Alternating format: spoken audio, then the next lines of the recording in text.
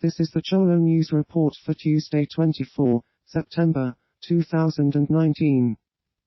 The Supreme Court of the United Kingdom is due to make its ruling on the constitutionality of Boris Johnson suspending Parliament at 10:30 BST. Ministers say the suspension, or prorogation, is not a court matter, but critics argue it was intended to limit scrutiny of the PM's Brexit plans. The three-day hearing at the Supreme Court dealt with two appeals, one from campaigner and businesswoman Gina Miller, the second from the government.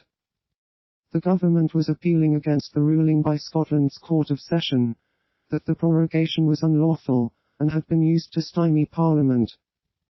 Afghan officials say a government strike Sunday night on a militant facility in Musa Qala district, Helmand province, killed 35 or more civilians at a wedding party nearby.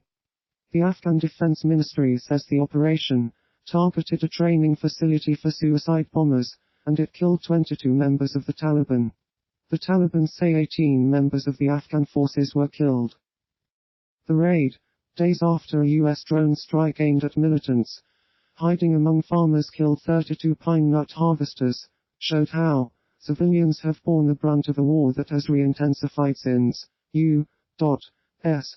Taliban peace talks collapsed 2 weeks ago. British travel company Thomas Cook enters compulsory liquidation, leaving 150,000 British holidaymakers stranded abroad, and endangering 22,000 jobs worldwide. In response, the UK government and the Civil Aviation Authority launches Operation Matterhorn, the largest repatriation in the UK's peacetime history.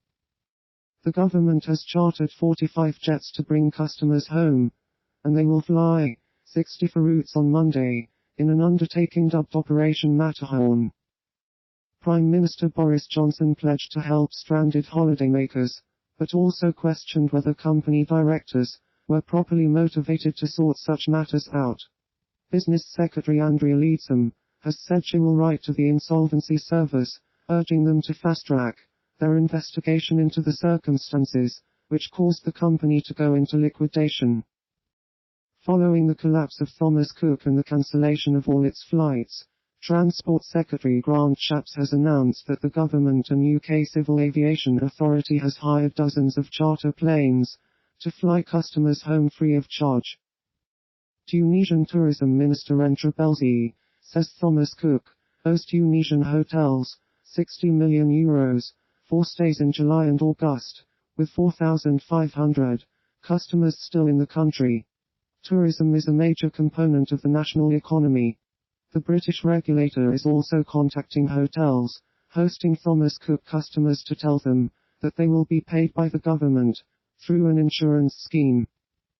Some British tourists said a hotel in Tunisia briefly stopped them leaving on Saturday night, demanding they settle bills that Thomas Cook owed for their stay. Major European tour operators only started to return to Tunisia last year after militants killed 39 tourists, mostly British, in an attack on a beach in Sousse and 21 people in the Bardo National Museum in the capital Tunis. Raging wildfires in Indonesia caused the sky to turn red over much of Sumatra. The phenomenon is a result of rayless scattering. Every year, fires in Indonesia create a smoky haze that can end up blanketing the entire Southeast Asian region. Indonesia Meteorological Agency BMK said satellite imagery revealed numerous hot spots and thick smoke distribution in the area around the Jambi region.